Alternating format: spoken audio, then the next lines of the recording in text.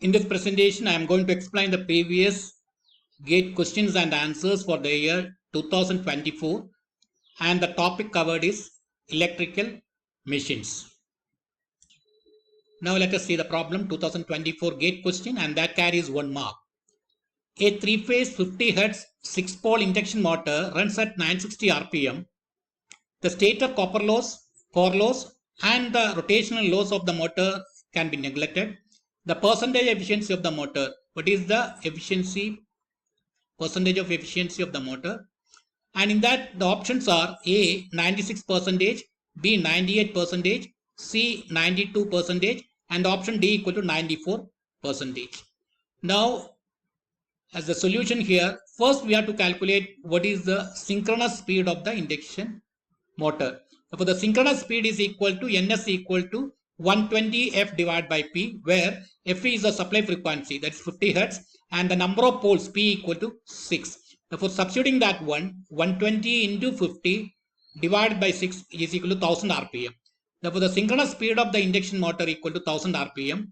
And next, we have to calculate what is the slip corresponding to the rotor speed or the speed 960 RPM. Therefore, N equal to 960 RPM and Ns equal to 1000 RPM. The equation for the slip of an induction motor at 960 RPM is equal to Ns minus N divided by Ns equal to 1000 divided by 960 divided by 1000, which is equal to 0.04, or that's equivalent to 4%. Therefore, the slip equal to 0.04. Now, the basic relation between the air gap power means that the power that is transferred from the stator to the rotor, that is the PAG, air gap power equal to S times PAG plus 1 minus S times PAG. In that one, S times PAG corresponds to the rotor copper loss, and 1 minus S times PAG is that is used to convert to the mechanical output power.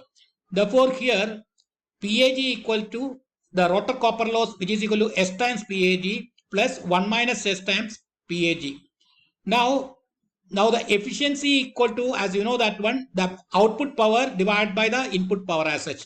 Therefore, in this case, output power means 1 minus PAG is the mechanical output power, and the power transferred from the stator into the rotor, PAG is equal to, that is the rotor input power. That is from the stator, this much power is transferred to the rotor. Therefore, the efficiency can be calculated as 1 minus times S times PAG divided by PAG, or that is equal to 1 minus S. Already S is calculated equal to 0.04, slip equal to 0.04. Therefore, 1 minus 0.04, which is equal to 0.96. Therefore, the approximate efficiency equal to, or in this case, it is equal to 0.96. In percentage, it is equal to 96%. Therefore, the answer is the option A, 96%. Let us see another problem, 2024 GATE question that carries 1 mark. Which one of the following option represents possible voltage polarity in a single phase 2-winding transformer? Here, Vp is the applied primary voltage. As an example, this is the primary applied voltage. Ep is the induced primary voltage. Ep is the voltage that is induced in the primary winding. And Vs is the open circuit voltage on the secondary side, that is Vs, and Es is the induced secondary voltage, that is voltage induced in the secondary winding. These are the parameters given. So the 4 options are given, and let us see one by one here. Now, coming to the option A here, you can say that the instantaneous voltage polarity here marked as plus here, minus here, and the induced voltage polarity is marked as plus here and minus here. But as here, always the induced voltage should oppose the applied voltage, primary supplied voltage. That is why it should be plus. If the voltage is plus minus here it should be plus and minus. Then only this induced voltage will be opposing the input voltage Vp, or Ep will be opposing the Vp. Therefore, this polarity is not correct. Therefore, this is not the correct answer. The second option, let us see that one. In this case, the instantaneous voltage is marked as minus here plus here applied voltage, and the induced voltage on the primary Ep equal to minus here plus here. Therefore, this voltage is opposing this voltage Vp. Therefore, that polarity is correct. Next one is that here the dot, we have to see the dot representation. Here it is, dot is marked on the primary side. On the secondary side, this is also marked. Therefore, that indicates that the instantaneous voltage here minus here plus here. Therefore, this corresponding to this point, this will be plus, because dot representation, as per the dot representation, that is based on the winding direction. Here it will become plus, and then this will become minus, and here that is the induced voltage on the secondary winding, and the terminal voltage on the secondary winding will be opposing to that one. Therefore, that should be plus here and minus here. Therefore, this polarity is also correct. Therefore, this option B is the correct option. Therefore, let us see another two also. This is the correct answer. Now, if you look into this one also, here you can say that plus and minus are here. The induced voltage here marked as plus and minus. Therefore, that is correct. This voltage is opposing to that one. But if you see the dot representation, winding direction is represented by here dot is there, here dot is here. Since this is negative, this also should be negative, but it is marked as positive. Therefore, that is not correct. And the last one, if you see that one here, VP polarity plus here minus here, but the induced voltage polarity minus and plus it is marked. Therefore, the induced voltage on the primary side is not opposing the apply voltage VP. Therefore, this correct answer is also not correct. Therefore, the correct answer is the option B. And the polarity of the secondary induced voltage related to the primary can be reversed by 180 degree out of phase. That is depending upon the winding direction, which is indicated by the dot convention on the transformer. In this case, if you see that one, if this is equal to minus and plus at any instant here minus and plus induced voltage on the primary side. Since it is marked here dot and here dot, this will become plus and this will become minus, same as this one here. Therefore, the output voltage secondary side here plus and here minus. Then we can say that one minus and plus here will be getting plus and minus, or the input voltage is getting shifted by 180 degree. By output voltage Vs is 180 degree out of phase with the input voltage Vp. That is, for the answer to this problem is the correct answer is the option B. Now let us another problem, 2024 gauge question that carries again 1 mark. A three-phase star-connected slip-ring induction motor has the following parameters referred to the stator. That is rotor, that is the resistance on the stator side, that is Rs, which is equal to 3 ohm, and the reactance on the stator side Xs equal to 2 ohm, and the rotor reactance referred to the stator Xr dash, which is equal to 2 ohms, and the rotor resistance referred to the stator Rr dash is equal to 2.5 ohms. Therefore, this is the equivalent circuit of the induction motor, in which this is Rs, this is JXS, and this is JXR dash, and this is the load representing, that is converting the mechanical output power, that is represented as, that is RR dash divided by S. For this is the single phase, equivalent circuit of a per phase equivalent circuit of an induction motor as such. Now, the per phase stator to rotor effect turns ratio is equal to 3:1. And the rotor winding is also star connected. The magnetizing reactance and the core loss of the motor can be neglected. To have a maximum torque at the starting, the value of the extra resistance in ohm referred to the rotor side to be connected in series with each phase of the rotor winding is how much? That is rounded off to the 2 decimal place. What is the additional resistance to be connected in series to the rotor so as to get the maximum torque at the starting? That is the question. Now coming to the solution of this problem.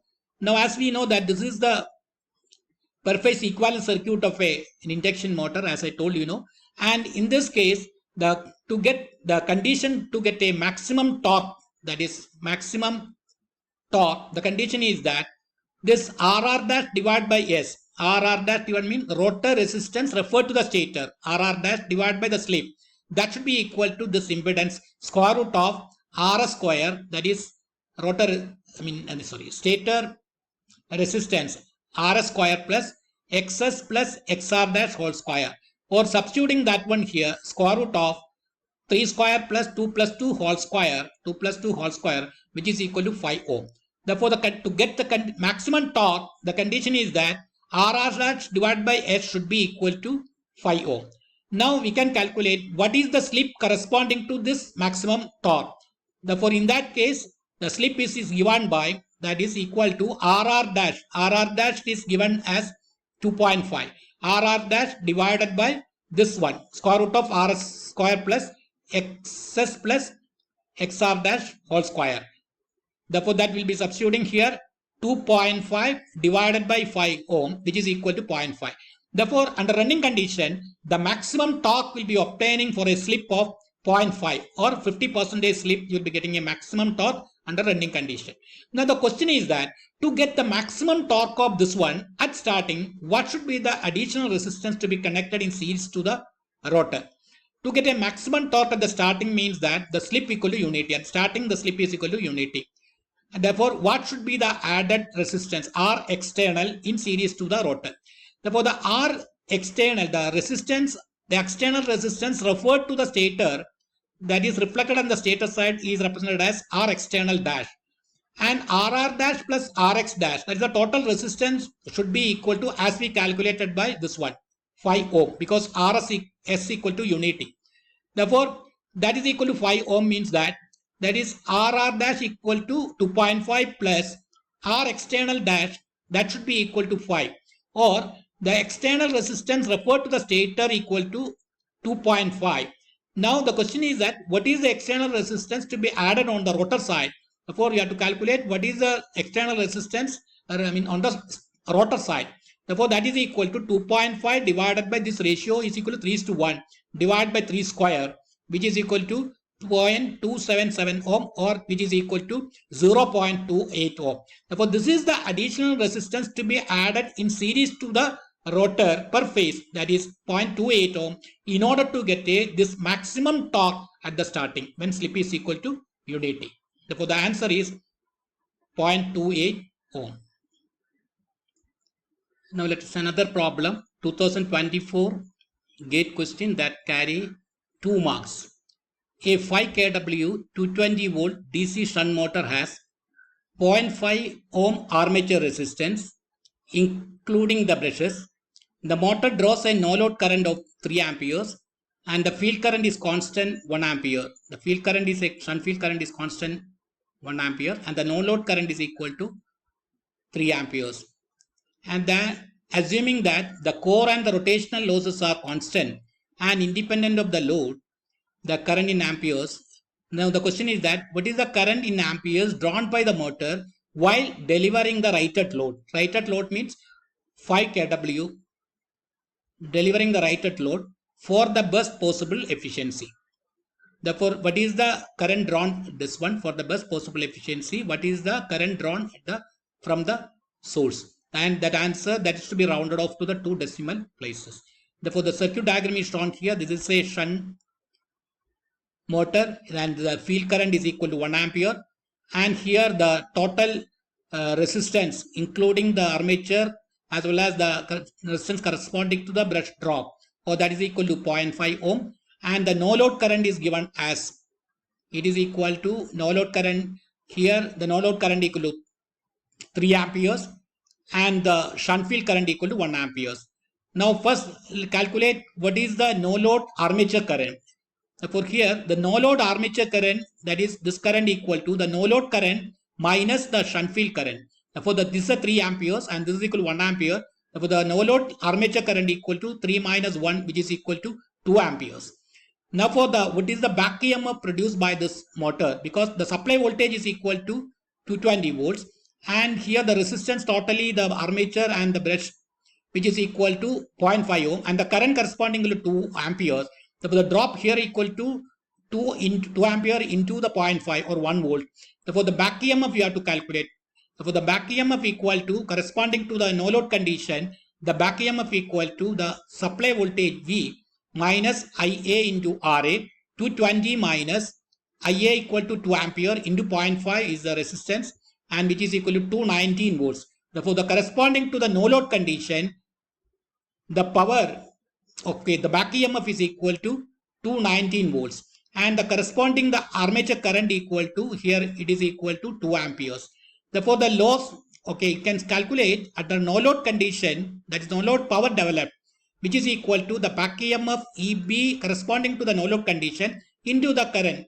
Therefore, that is equal to 219 volt is the back EMF, and the corresponding current equal to 2 amperes. Therefore, 219 into 2, which is equal to 438 watt, is the losses corresponding to the no load condition. That is called mechanical power loss. There's no load connected, and the loss corresponding to that, under that condition, it is classified as mechanical power loss, which is equal to the product back EMF corresponding to the no load condition into the no load current RIA.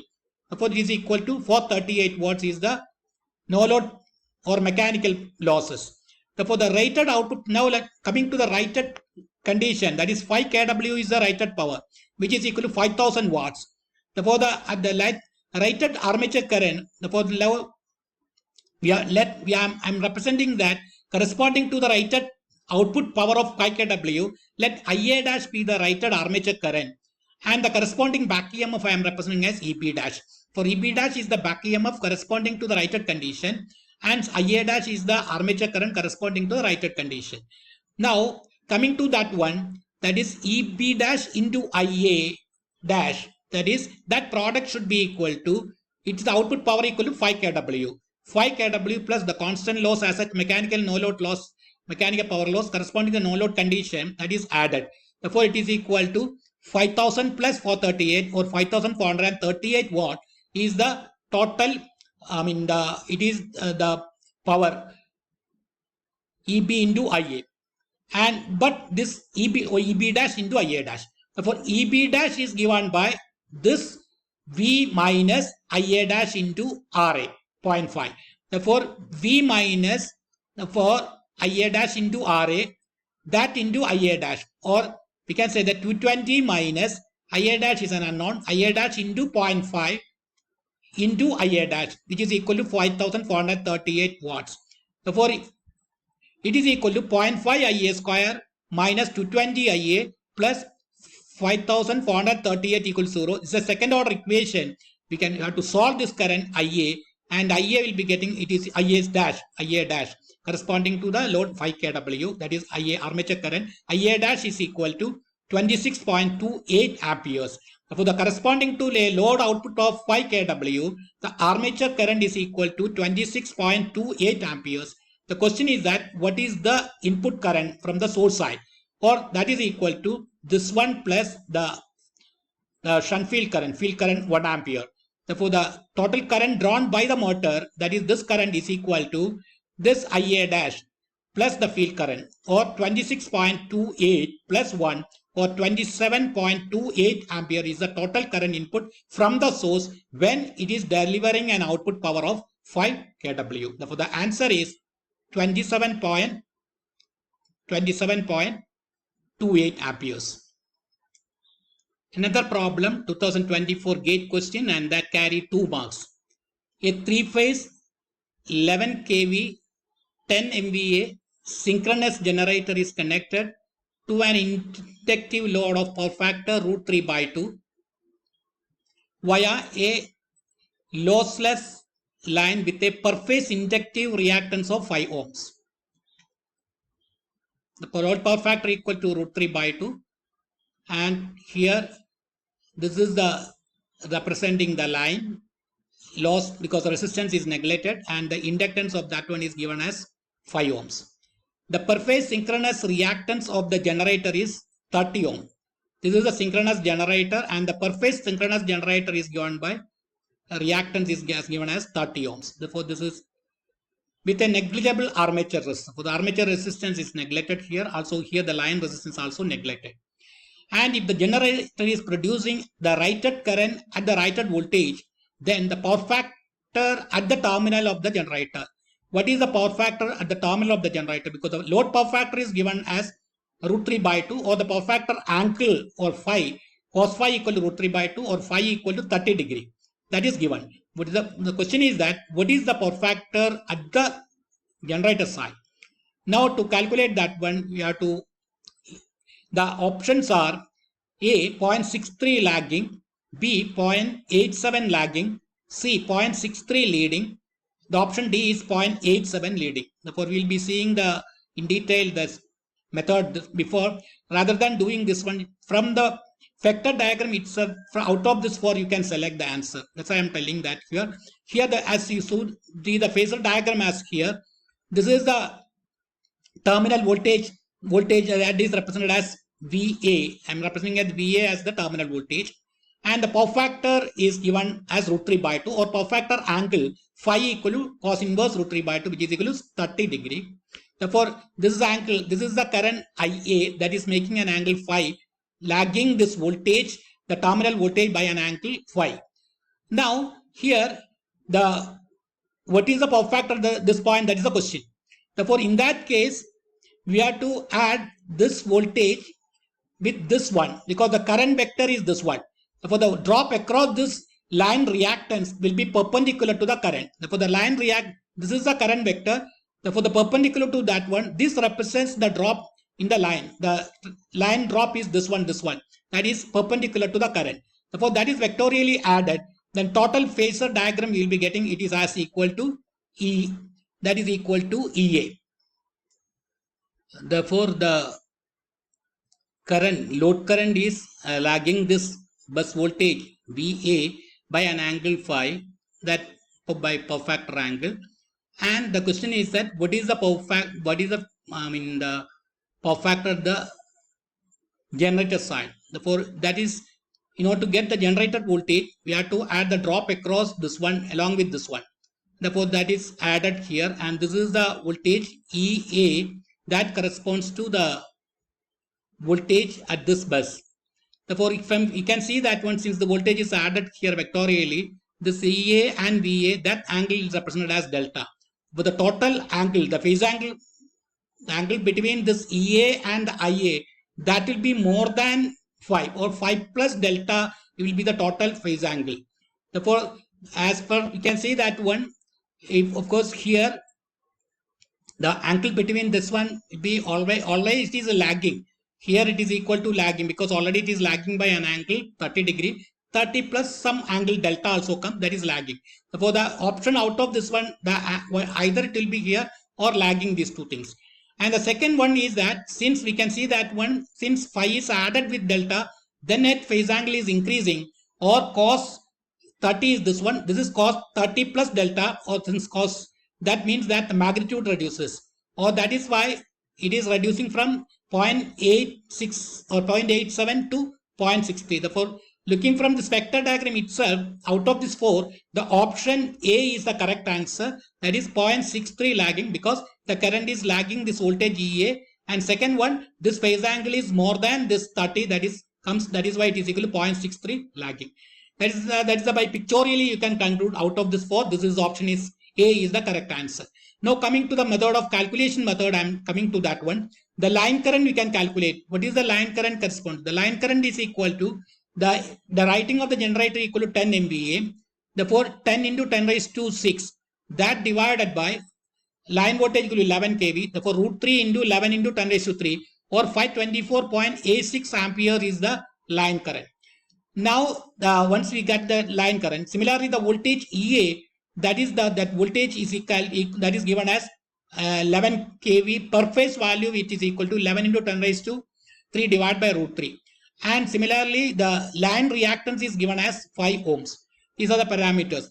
For the load power factor angle, as you know, it is equal to root 3 by 2 is the power factor on the load side. For the power factor angle, phi is equal to cos inverse root 3 by 2, which is equal to 30 degree. Therefore, now the voltage that is at the generator side, that is this voltage EA, can be fused from this vector diagram. We can say that one, it is equal to, that is a component of VA along this current vector, that is VA cos phi, VA cos into 30, that whole square, plus this one. This is equal to VA sin phi, or VA into sin 30 plus this one. This is equal to, it is equal to IA into whatever this reactance, or whatever this excess whole square. Therefore, that is added. Therefore, under square root, that is this voltage EA. That can be calculated from this EA. Therefore, the voltage at the generator side can be calculated. The vectorial sum of this VA and this one, or here we can take from this triangle we can calculate, that is VA cos phi whole square plus VA sin phi plus this drop IAXA whole square, that is the under square root, that will be the vector EA. Therefore, the continuing the same problem here, we have calculated what is the phasor EA. EA equal to VA cos phi, that is cos 30 whole square plus VA sin phi, this one plus this one, that is IAX whole square. Therefore, that is the vector or the phasor EA, or we are squaring on both sides and we are substituting that values of VA. Not VA we don't know what is the VA. What we know is the EA is not. Therefore, EA, that is 11 into 10 raised to 3 divided by root 3 whole square equal to VA. This bus voltage is not known. Therefore, that from this equation we can calculate, from this equation, or here substituting this equation, we can calculate what is the voltage on the load side. VA can be calculated solving this equation, say second order equation. From here we can calculate what is the voltage on this bus. VA equal to 4618.105 volts. That is the voltage on this side. Then next, once we get the voltage VA from this equation, if you come to this triangle, if this triangle, if we take that IA into Z square, that is Z is the this one. This is equal to, this one is equal to VA square, that is VA square plus EB square, or IAZ whole square, that is this one, actually this one. This vector, this resultant vector, this is equal to VA, that square of that one equal to VA square plus this EA square minus 2VA into EA into cosine of the delta. Our purpose is that to calculate this delta, the angle between VA and EA is to be calculated. Then we'll be getting adding with phi total, this power factor angle will be getting. Therefore, as per this equation, IAZ whole square equal to VA square plus EA square minus 2VA EA into cos delta. Here substituting these values of IAZ, that is square, and VA already calculated, and the only unknown is the cos delta. From that one we can calculate what is the delta angle, or the phase angle between the voltage on this generator side and the voltage on this bus. That phase angle, that delta can be calculated as 20.96. Therefore, the total phase angle of EA with respect to the current vector, or that represents the power factor at the generator side, which is equal to 5 plus delta, which is equal to 5 plus delta, or the power factor is given by cosine of power phi equal to 30 degree plus delta equal to 20.96 degree, with the total equal to cos 30 plus 20.96, or that is equal to getting 0.63, and the current is lagging this voltage EA, that's why it is lagging. Therefore, the answer is 0.63 lagging. Therefore, the as we are seeing here, the answer is the option 0.63 lagging. Therefore, what I am telling is no need of calculating this much, say, lengthy process. Rather than you can, from this option, we can select this one based on this phasor diagram, because you know that one, since the power factor is 30 plus some delta is there, therefore cosine is, cos of that more angle means the value will be less. Therefore, it is to be less than 0.87. Another thing is that it is lagging the again EA. Therefore, the out of this 4, the answer is option A, 0.63 lagging. Or the mathematical method I explained like this one, we'll be getting it is equal to 0.63 lagging. The power factor angle at the generator side, or the angle between the EA and IA, that is 20.96 plus 30, that is equal to 50.96 is the phase angle between that. Cosine of that one is the power factor at the generator side. Therefore, the answer is 0.63 lagging.